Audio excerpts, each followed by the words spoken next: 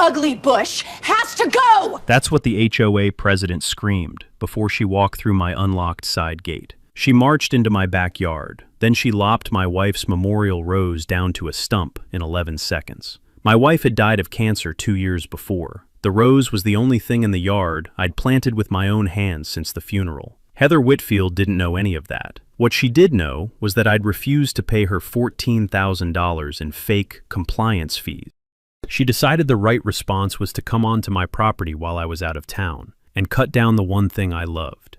What she didn't know was that the saguaro in the corner of my yard had a 4K trail camera mounted in it, and the badge in my inside jacket pocket said Federal Bureau of Investigation. Where are you watching from? Drop a comment below. To understand how a woman in a coral linen blazer ended up trespassing in my backyard with a pair of bypass loppers, you have to go back 8 months, to the day I moved in. The desert in Mesa doesn't ease into morning. The sun cracks the sky open at 5:40, and by 6 the asphalt outside my garage is already too hot for bare feet. That kind of heat clears the head. I needed a cleared head when we moved here, because for the year before that, my head had been a war zone. My wife Hannah died on a Tuesday in February, 2 years before this story starts. Ovarian cancer. We had 11 months from diagnosis to the funeral. Afterward, I sat in the chapel parking lot for over an hour. My daughter asked me a question in a voice that wasn't quite hers anymore. Are we still a family now? You don't recover from that question. You just learn to answer it with your behavior. So I asked for a quieter assignment. Public corruption and financial crimes, Phoenix Field Office. My boss handed me a folder thick enough to break a wrist. He said, 8 months, move in, don't blow your cover, bring me the whole board. The folder was about Cottonwood Hollow Estates, 312 homes tucked behind a wrought iron gate at the eastern edge of Mesa, a saguaro logo on the entry sign, a community pool that looked like it belonged to a hotel. The HOA had been raking in dues from every owner for 9 years. 90% of the assessment money was pouring out the back end into shell companies. Somebody up top was eating. I was sent in to find out who. Ellie thought we were moving for the swimming pool. I let her think that. The first time I met Heather Whitfield, I was unloading boxes from the back of my pickup. She rolled up in a pearl-white Tahoe and lowered the window. The smile she gave me didn't move past her mouth. You must be Caleb, she said, like she was already disappointed. I'm the president of the association. Friendly reminder, your front yard needs to be in compliance within 10 business days. We pride ourselves on harmony here. Harmony. That was the word she used. By the end of the first week, I had a violation taped to my door for a doormat that said welcome. Apparently the font wasn't on the approved list. By the end of the second week, I had a notice for an American flag that exceeded the decorative envelope. By the end of the third week, I had a notice for letting Ellie chalk a hopscotch grid on my own driveway. I read each one. I filed each one. I never argued back. A few times Ellie caught me writing on a yellow legal pad at the kitchen table. She asked what I was doing. I told her I was making a list of things to remember. She thought it was a grocery list. It was a timeline. Every notice, every signature, every postmark. Heather drove past my house twice a day in that pearl Tahoe. Sometimes she stopped at the curb to take pictures of nothing. Sometimes she just stared at the front window. She wanted me to wave and apologize and grovel like the rest of the men on the block. She wanted me to either fold or explode, because either reaction would prove she still ran this place. I did neither. I poured my coffee. I drove my daughter to school. I read every violation letter twice. I underlined every date. I put them all in the binder I kept under the bed. The thing about Karens with badges is that they only know 2 kinds of men, the ones who beg and the ones who break. She was about to learn there was a third kind. The first time I saw the compliance officers, I almost laughed. Almost. It was a Saturday in late August, triple digits at the pool. Ellie was floating on a pink unicorn ring, kicking water in slow circles, the way she did when she didn't want to come out. 2 men were walking down the pool deck in matching black uniforms, black tactical pants, black polos, gold star badges on the chest. From a distance, the badges looked like Maricopa County Sheriff stars. From 10 feet away, they still looked like Maricopa County Sheriff stars. From 3 feet away, you could read the tiny letters along the bottom edge. Cottonwood Hollow Compliance. A private security uniform with a star-shaped metal badge is illegal in Arizona under state code, but only if you know what you're looking for. Most people don't. Most people see the star and assume. The taller one stopped in front of Ellie. "Young lady, can I see your guest pass?" She blinked up at him. "I live here." "All minors require a wristband. Where's your wristband?" I crossed the deck in 5 steps. "She's with me. Ellie, come here, sweetheart." I helped her out of the water and wrapped a towel around her shoulders without taking my eyes off him. His name tag said Hollander. He had a gut and a thin red mustache.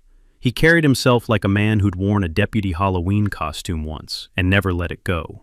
The shorter one watched from a few feet away, with his thumbs hooked in his belt. "Sir, can I get your ID?" Hollander said. "You're not allowed to ask me for ID," I said. "You're not law enforcement. I'm acting under authority of the Cottonwood Hollow Homeowners Association." "That's not authority, that's a job title." His jaw moved. The shorter one took a half step forward. From across the pool, an older couple stared at us over the rims of their sunglasses and pretended not to. I felt Ellie's hand tighten around my finger. I felt the heat radiating off the concrete deck through the soles of my sandals. I felt the camera on the pool house roof clicking through frames in a slow, useless loop. There would be no footage of this incident. The HOA controlled that camera. I smiled at Hollander. "If you need to file a report, sir, mail it. We're done here." I turned my back on him and walked Ellie to the gate. She waited until we were halfway across the parking lot before she asked, "Daddy, did I do something wrong?" I knelt down in the hot gravel and looked her in the eye. "No, baby, you did everything right. Some grown-ups pretend to have a job they don't have. That doesn't mean we have to listen to them, okay?" She nodded slowly. "Okay." She was quiet the whole drive home. That night, after she fell asleep, I sat on the porch with a beer I didn't drink and ran the badge image through my phone. I already knew what I'd find. The compliance officer star was a custom order from a uniform supply company in Phoenix, $240 apiece. The HOA had purchased 12 of them. The order had been signed off by a board member named Drew Halverson, treasurer of the association, golfing partner of Greg Whitfield. One of the names on my growing list of people who were going to lose their jobs by Thanksgiving. But that wasn't what made me sit on the porch until 2 in the morning. What made me sit there was the look on Ellie's face when Hollander had asked for her wristband. It was a look she'd worn once before. The first time was in a hospital cafeteria. A doctor told me Hannah had 4 weeks left. Ellie heard the word weeks from across the table. She knew exactly what it meant. I'd promised Hannah, that night, that nothing would ever make Ellie wear that face again. I'd let it happen anyway. Once. That was once too many. The next morning, I drove to a FedEx in Tempe. I mailed a sealed envelope to my supervisor in the Phoenix field office. Inside was a photo of Hollander's badge, a copy of his name tag, and a single sentence on a yellow sticky note. "These people are impersonating police officers. I'm pulling the timeline forward." By the 2nd week of September, the violations had become assessments. By the 3rd week, the assessments had become threats. By the 4th, they'd become a certified letter on HOA letterhead. The letter demanded $14,000 in back compliance assessments and special enforcement fees within 30 days, or a lien would be filed against my home. I sat at the kitchen table with the letter in my hand and laughed for the first time in a week, not because it was funny, because it was so brazen it almost looked confident. $14,000 for a doormat font. I scanned the letter, encrypted the file, and sent it to Lauren Pierce, my partner in the Phoenix field office. Her response came back 4 minutes later. Heather just signed her own indictment in 18-point Times New Roman. Lauren has a way with words. That Wednesday, I left for a deposition in Tucson, 3 hours each way. Ellie stayed with her grandmother in Chandler. I locked the house, set the alarm, and forwarded the camera feed to my laptop. Standard practice, even on days when nothing should happen. Heather walked through my side gate at 11:07 that morning. The trail camera I'd mounted on the underside of a saguaro arm caught all of it in crisp 4K color. I'd put it up 9 feet high, behind a cluster of dead, skeleton wood spines. She unlatched the gate, walked the perimeter of my backyard, and used her phone to photograph every square foot. The patio, the grill, the little gravel path lined with river stones, the window AC unit on the back of Ellie's bedroom, which had been there since before we bought the house. Then she stopped in front of the rose. I had planted one knockout rose bush against the back fence in March, when the soil had finally warmed enough for desert planting. It was the only living thing in the yard that wasn't there for utility. It was for Hannah. She had loved roses. She'd been the kind of woman who could keep a finicky tea rose alive in Zone 9, which is a small miracle if you've ever tried. After the funeral, I had stopped doing a lot of things. The rose was the first thing I'd started doing again. Heather stood in front of that rose bush for almost a minute. Her shoulders rose and fell, slow and theatrical. Then she walked back to the side gate. She came back with a pair of bypass loppers she'd stashed by the trash bins, and she cut the rose bush down to a stump in 11 seconds. I watched it twice, then a third time. Then I closed the laptop and stared at the ceiling of the Tucson hotel room for a long time without moving. The rose was not protected by federal statute. The rose was not on the list of evidence in the case I was building. The rose was a small, private, stupid thing. But the trail camera also caught her entering my property without permission. Arizona criminal trespass 3rd degree under section 13-1502, misdemeanor.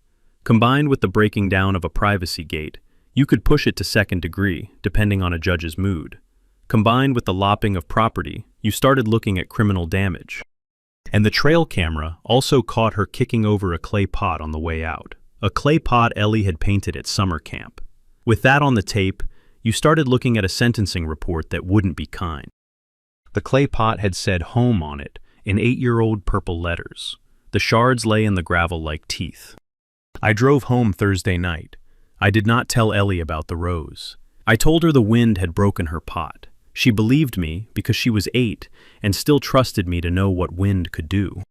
After she fell asleep, I went out into the yard with a flashlight, gathered every shard, and set them on the kitchen counter. I taped a label to the counter that said, Exhibit 14C, and added the photo of the broken pot to the binder. Then I sat on the porch and waited for sunrise. The thing about sitting on a porch at 3 a.m. in the desert is the silence. It's so complete you can hear your own pulse in your ears. I listened to mine for an hour. It was steady. It was not afraid. It was not angry. It was patient. The knock came at 11:04 on a Tuesday night. I knew it was them before I opened the door. The cadence was wrong. Cops knock in 4s. Friends knock once and walk in. This knock was theatrical. 3 slow thumps, then silence, then a louder bang, like someone trying to perform an arrest in a community theater production. Ellie was already asleep. I closed her bedroom door. I set my phone to record audio. I clipped my body cam to my shirt pocket, the personal one, not the issued one. Then I opened the front door 6 inches and waited. Hollander stood on the porch with 3 others. 2 I'd seen before. The 4th was new, younger, thinner, eyes that didn't sit still.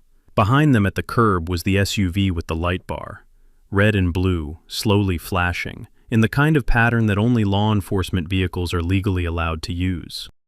Mr. Brooks, Hollander said, we're here under HOA Safety Inspection Authority. We need to enter the premises. At 11 o'clock at night. There's been a complaint of suspected fire code violations. From whom? That's confidential. I'm sure it is. I kept my hand on the door. Sir, you don't have inspection authority. Your association charter does not grant you a right of entry. You are also not displaying a uniform that complies with Arizona Revised Statutes Title 32.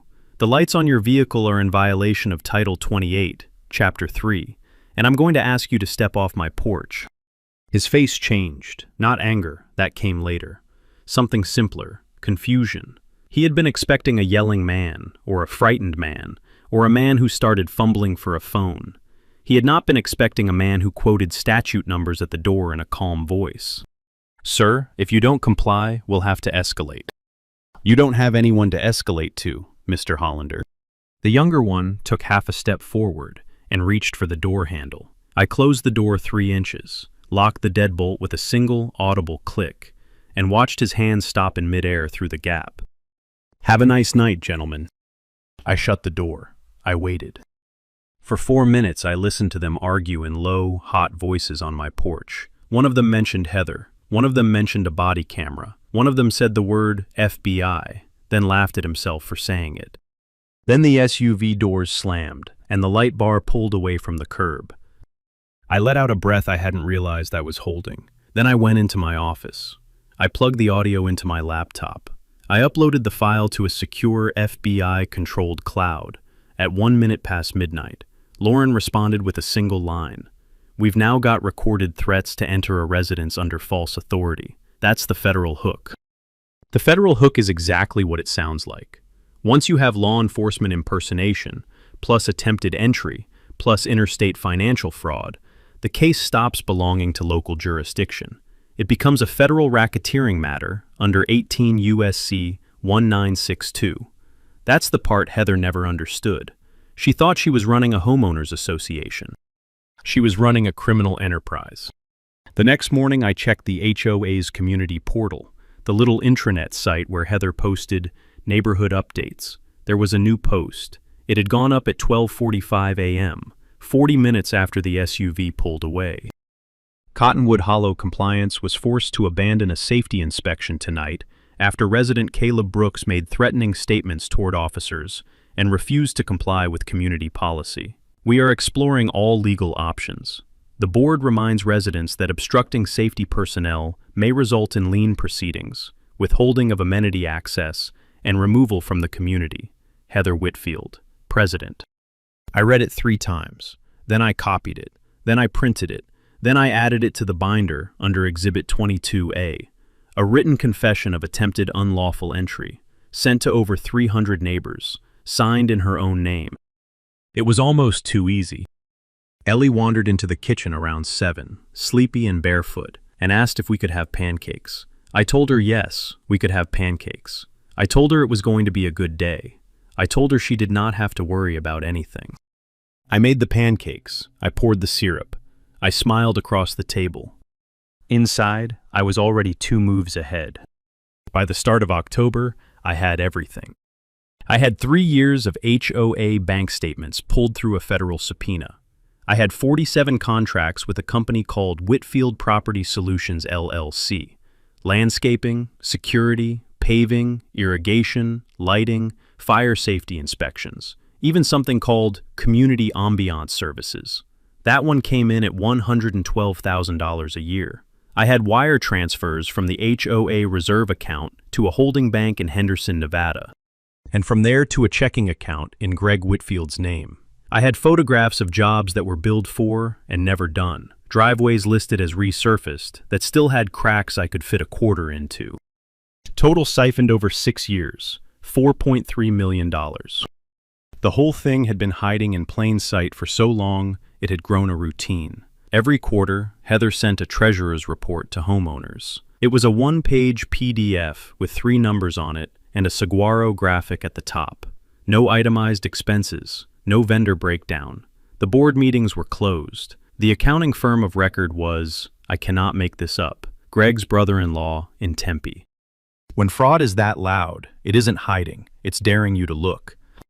The compliance officers were the third leg of the scheme. The HOA paid Whitfield Property Solutions $9,600 a month for security services. Whitfield Property Solutions paid Hollander and his crew a fraction of that in cash. The badges, the uniforms, the SUVs, all written off as operations expenses against funds that came from homeowner dues. Every fine the compliance officers wrote was funneled back to the HOA's enforcement account, which then transferred by quarterly auto pull to the same Whitfield LLC. Money in, money out, money home, like a fountain that only flowed one way.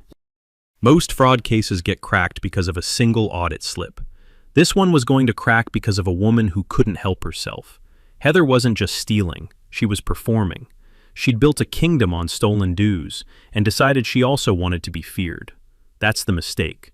The smart criminals quietly enjoy the money and never make enemies. Heather made an enemy of every man in the neighborhood she couldn't dominate. And in late August, she'd accidentally made an enemy of one specific man she should have looked up before she started. She had no idea who I was. To Heather Whitfield, I was Caleb Brooks, single father, mid-sized SUV, faded Phoenix Suns hat, vague white-collar job, 3 boxes of moving supplies still in the garage. I had filled out my HOA registration with the most boring profession I could think of, compliance auditor, mid-sized firm. She had looked at that line and decided I was a paper pusher she could roll. She didn't know my actual employer was the United States Department of Justice. She didn't know my actual title was special agent. She didn't know my actual specialty was HOA financial fraud. She didn't know the office I worked in had been waiting 9 months for me to bring her in. She didn't know about the binder under my bed, 86 labeled exhibits, 3 sworn affidavits from former board members, a draft indictment that needed only a signature from the United States Attorney for the District of Arizona. She didn't know any of it. She thought she was the apex predator of Cottonwood Hollow Estates. She had no idea she was the prey. That night, after Ellie was asleep, I called Patricia Hargrove at home. She picked up on the second ring. "Caleb, it's time." There was a long silence on the line. Then she said, "Walk me through how you want this to land." I walked her through it. It was a quiet, 10-minute conversation. By the end of it, we had a date. We had a location. We had a plan. Either it would crash and burn, or it would close one of the largest residential fraud cases in the District of Arizona in less than 3 weeks. Patricia hung up. I sat in the dark of my kitchen and let myself smile for the first time in a long, long time. The plan was simple in shape and intricate in execution. We needed Heather to escalate publicly and on the record. We needed her to order a fake arrest in front of witnesses and cameras. We needed her to do it with enough confidence that no reasonable person could claim she didn't know what she was doing. And we needed it to happen at a place where federal agents could be staged within a 60-second response window. The annual Cottonwood Hollow Fall Block Party was scheduled for the second Saturday in October. Heather had been planning it for 4 months. White tents, catered carnitas, a photographer hired to take community moments, 200 residents expected, local news invited under the pretense of a community service spotlight. It was, in every way, the perfect stage. She had built the gallows herself. The first piece of the plan was the bait. Lauren and I drafted a series of small, controlled provocations designed to make Heather feel like her authority was slipping.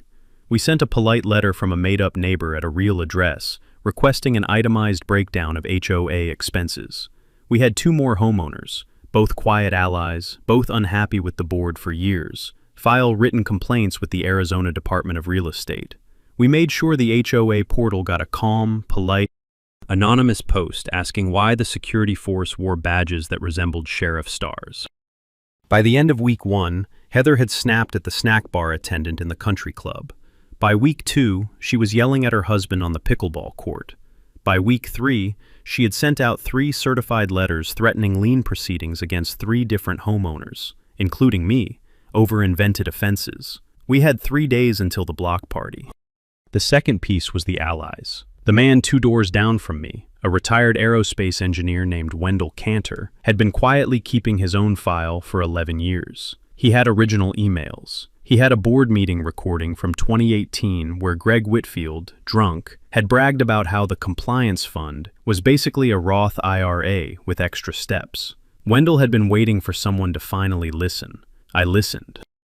B. Templeton, a single mom 4 houses up, had received 6 violation notices in 18 months and lost amenity access twice. She had screenshots of every threat Heather had ever sent her over text. She also had a younger brother who happened to be a paralegal at a Phoenix firm that specialized in homeowner rights. She had been ready to sue for a year. She was now ready to testify. The third piece was the legal machinery. Patricia walked the case to a federal grand jury on a Tuesday morning. The indictment ran 26 counts: wire fraud, mail fraud, money laundering, racketeering, and impersonation of a peace officer. Sealed, held for execution. Here's what most homeowners never realize.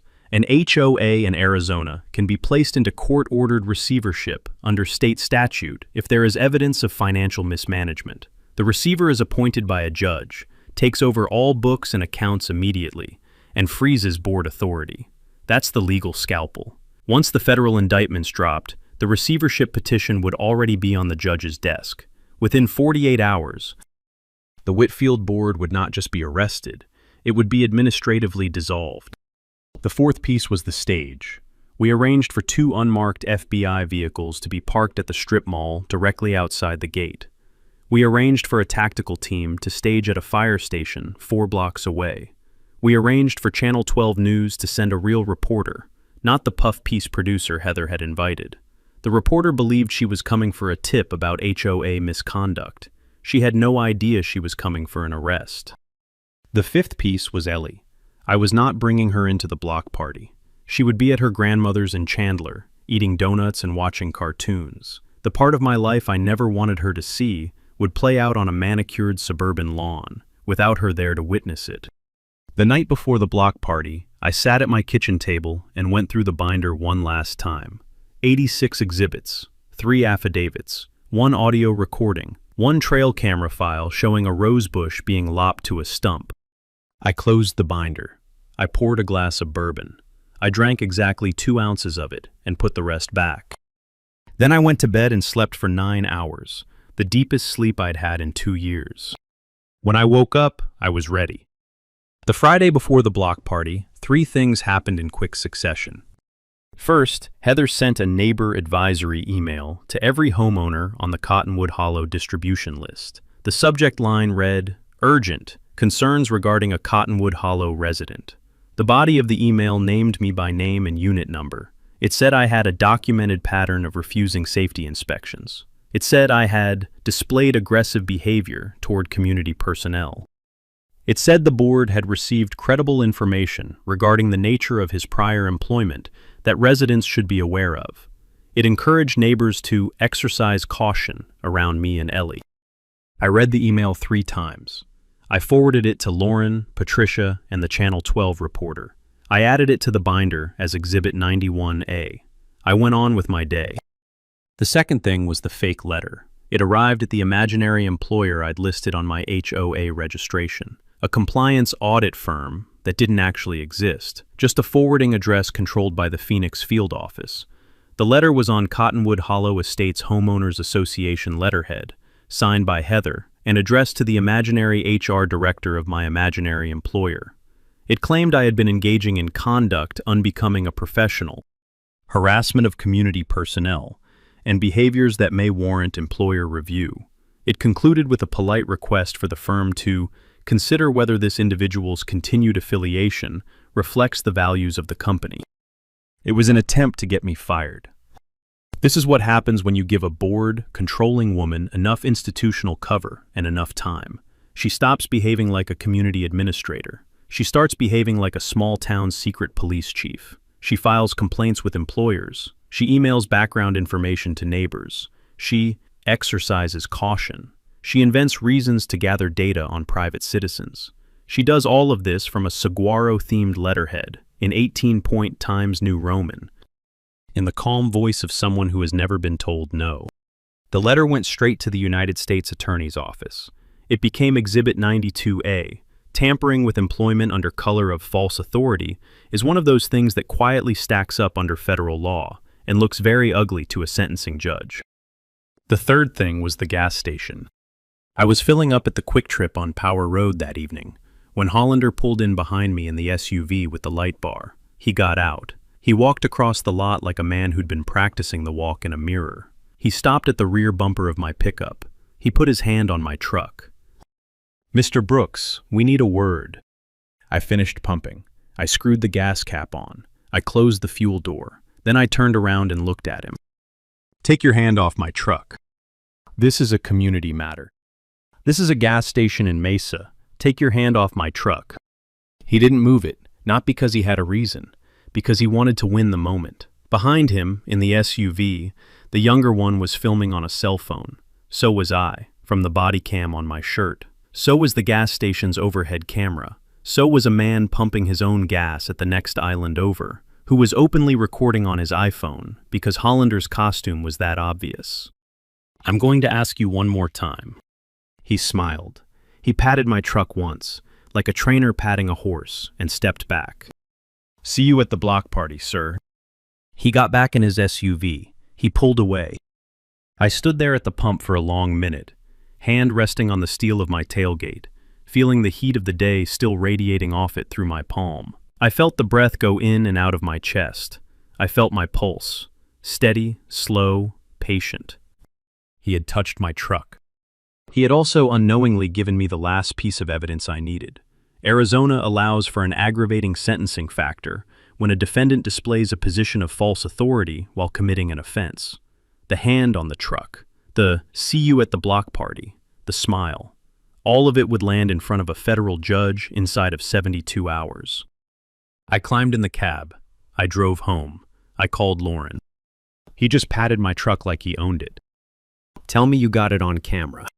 "I got it on 4 cameras. There was a pause. Then she said, "Caleb, we are going to bury her." I closed my eyes. "Yeah," I said, "we are."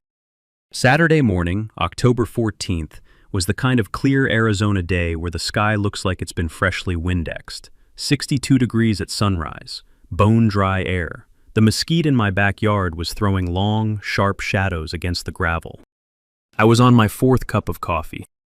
Ellie's grandmother had picked her up the night before. The house was quieter than I liked. I had been awake since 4. I had ironed a plain blue button-down. I had laid the binder on the counter, the body cam in my shirt pocket, the badge in the inside pocket of my jacket, where it had been for 9 months. At 7:47, the SUV pulled up to the curb. I watched it from the kitchen window.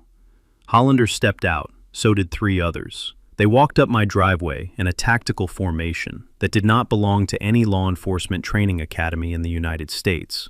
2 flanking, 1 behind, 1 in front. Hollander knocked. I opened the door. "Caleb Brooks?" "You know it's me, Travis. You're under arrest for failure to comply with Community Ordinance 414, harassment of community personnel, and obstruction of HOA enforcement authority. Those are not crimes. You're going to come with us peacefully." He held up handcuffs, real handcuffs, but his hand wasn't steady when he raised them. The younger one shifted his weight. The 3rd one had his hand on a sidearm. From the case file, I knew it had been purchased illegally through a private straw buyer in Yuma. I let the silence stretch for 2 seconds. Then I held my wrists out in front of me. "Lead the way, gentlemen." Hollander didn't expect that. None of them did. They had prepared for resistance. They had not prepared for the man who simply offered his wrists. He clicked the cuffs on. He clicked them too tight, partly to assert control, partly because he didn't actually know how to apply restraints. They bit into my skin in a way real cuffs are not supposed to bite. I made a mental note. Exhibit 104-A, excessive force during unlawful detention. I walked between 2 of them down my own driveway, in front of my own house. On a Saturday morning, neighbors started to come out onto their porches in their robes and coffee cups. They watched. Wendell Cantor was on his porch. So was B. Templeton. So were 11 other neighbors who had been quietly briefed by Patricia's office 2 days before. They were not surprised. They were not panicked. They were watching the way an audience watches the curtain rise. Someone 2 doors down lifted a phone and started recording. The SUV door was open. Hollander pushed my head down. Too hard, with no real reason, and I let him. I climbed into the back. The handcuffs dug into my wrists. The vinyl seat was hot. The light bar above the dashboard was flashing red and blue, which is a Class 1 misdemeanor under Arizona Revised Statutes Title 28, Chapter 5. We pulled away from the curb. In the side mirror, I saw a car turn the corner 2 blocks behind us. A dark Suburban, government plates. It kept exactly 4 car lengths back. In the other mirror, a second SUV, silver, unmarked, pulled out from the strip mall across the street. It slid into traffic 3 vehicles behind the first. I had federal protection in 2 directions. I had 4 cameras on me. I had a tactical team staged at the fire station 4 minutes away. I had 86 exhibits in a binder on my kitchen counter and a sealed indictment in a courthouse downtown. And I had Travis Hollander driving me, in handcuffs, to a community block party. At that block party, Heather Whitfield was already standing at a podium under a white tent, microphone in her hand, preparing to give a speech about safety and standards and the importance of strong leadership. She had wanted a public moment. She was about to get one. The SUV turned into the entrance of Cottonwood Hollow Estates. The wrought iron gate swung open. The Saguaro logo on the entry sign caught the morning sun, the same way it had on the day I'd first moved in 8 months ago, the day I'd stood in my driveway with 3 boxes and let her think she had won. I felt no anger. I felt no fear. I felt the dust of the road on my skin. I felt the cuffs tight against my pulse. And I felt the slow, careful satisfaction of a man whose patience has finally arrived at its destination. The block party was in full swing. White tents stretched along the closed-off section of Mesquite Way. Strings of fairy lights crisscrossed between palm trees that were nowhere close to needing fairy lights. A catered taco station was sending up the smell of slow-cooked carnitas and grilled lime. Maybe 200 residents milled around with paper plates and plastic cups of sangria.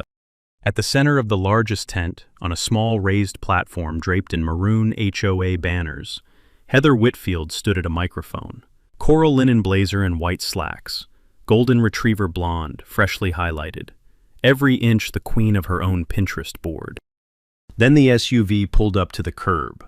Hollander opened the door and pulled me out by the arm, handcuffed. In front of 200 people, the entire block party went quiet in a single beautiful second. Heather's eyes went wide, then narrow, then triumphant. "Bring him here," she said into the microphone. A path opened in the crowd like a Red Sea joke I won't tell. Hollander walked me up the center of it. Children stopped chasing each other. Phones came out. The Channel 12 reporter, pretty, sharp, mid-30s, already chewing gum at twice her usual speed, moved closer with her cameraman. Hollander pushed me up onto the small platform. I stood there in front of 200 neighbors, in handcuffs, the body cam clipped to my collar, the badge still in my inside jacket pocket, and Heather Whitfield's microphone 6 feet from my face. She tapped the mic. "Neighbors," she said, "this is what happens when one resident decides he is above the rules. When one person believes he can ignore community standards. When one individual disrespects the men and women who keep this neighborhood safe." She turned. She looked at me. The smile she gave me was not a smile a person should give to another person. "This is what happens, Mr. Brooks, when you forget who is in charge." I let her finish.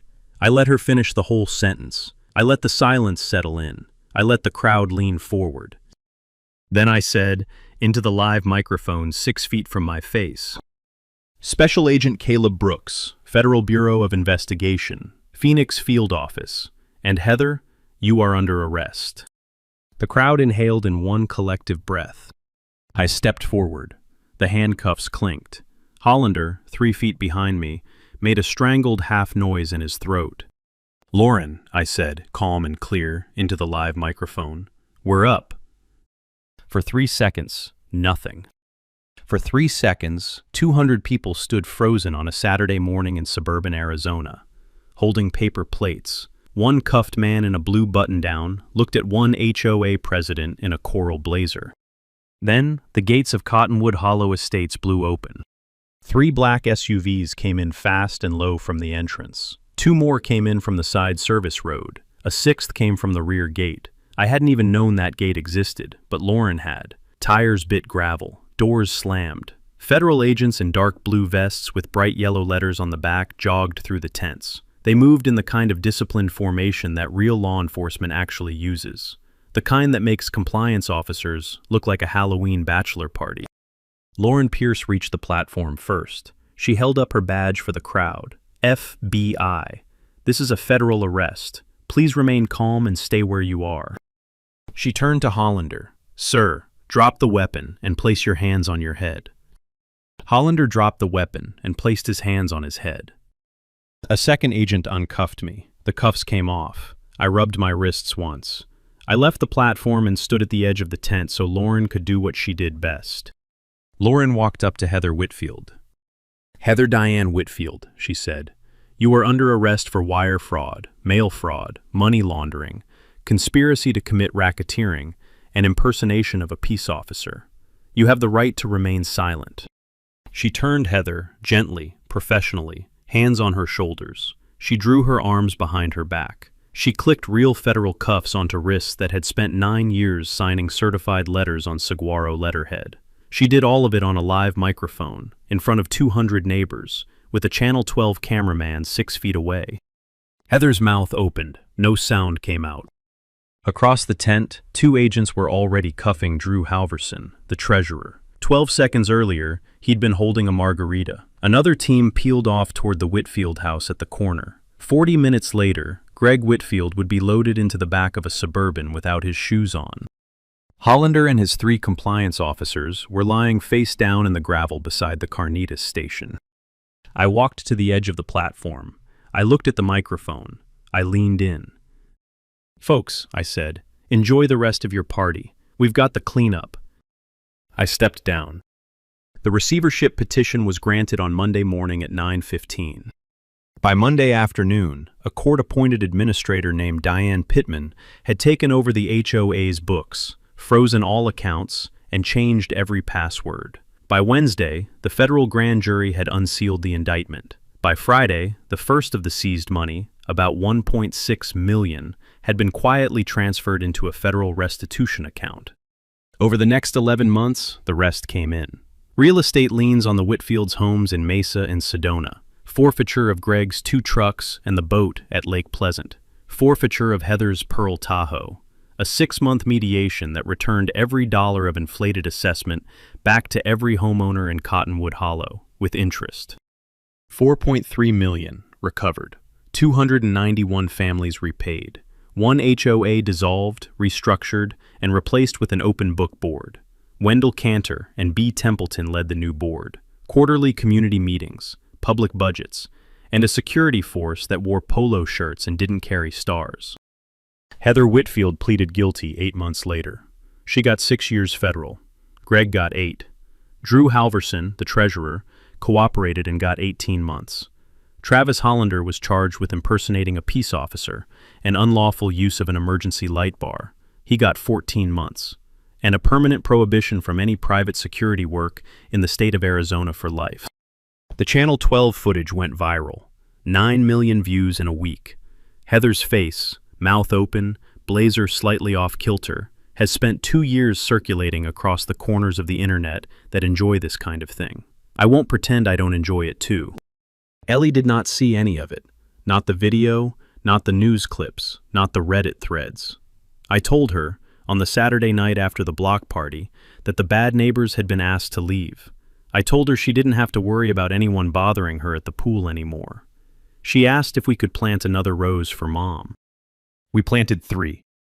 I took the next 4 months off, real leave, paid, signed off by a director who told me I had earned it twice.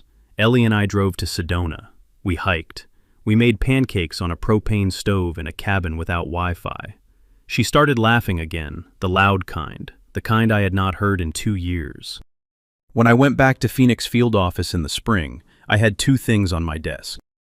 The first was a thank you card signed by every adult in Cottonwood Hollow Estates. It had a picture of the new community garden on the front. The garden had been planted on the lot where the Whitfield security shed used to stand. A small bronze plaque at the entrance read, "The Hannah Brooks Memorial Garden, open to all, always." I cried quietly in my office for about 3 minutes. The second was a manila folder. On the tab, somebody had written Palmetto Bay, Florida. I opened it. A photograph fell out, a saguaro-themed entry sign, except the saguaro was a palm tree. The gate was wrought iron, painted seafoam green. The woman on the cover of the homeowner newsletter wore a pearl pink blazer over white slacks. She had golden retriever blonde hair. 246 homes, 6 years on the board. Quarterly treasurer's reports with no itemized expenses. I closed the folder. I picked up my phone. I called Lauren. "You ready to go to Florida?" She laughed. "Tell me when." If you've ever been bullied by an HOA board that thought it ran a small country, drop your story in the comments below. Somebody else needs to hear it today. Subscribe so you don't miss the Palmetto Bay file when it drops. And to the brave neighbors who quietly held the line in Cottonwood Hollow until somebody could finally listen, thank you. Justice doesn't always look like a courtroom. Sometimes it looks like a backyard in spring, with 3 new rose bushes blooming where a stolen kingdom used to stand. Friends, Here's the thing about Heather Whitfield. She wasn't powerful. She was loud. For 9 years, she ran Cotton Hollow like her own personal kingdom. She confused volume with authority. She confused fake badges with real ones. And then the quiet single father at the end of her blog turned out to be the one man she should have left alone. Caleb Brooks didn't win with rage. He won with paperwork, with patience, with a yellow legal pad on the kitchen table at midnight, and a binder labeled in masking tape under his bed. Here's the lesson, and it's older than any HOA. Petty power crumbles fast against people who document. If you take the one thing from this story, take that, write it down, save the receipts, trust your gut, and if an HOA has ever bullied you like it thought it ran a small country, drop a story in the comments. Somebody out there needs to hear it. Subscribe so you don't miss out next week, when we follow Caleb to Palmetto Bay, Florida, where another seafoam green gate is hiding a story you won't believe.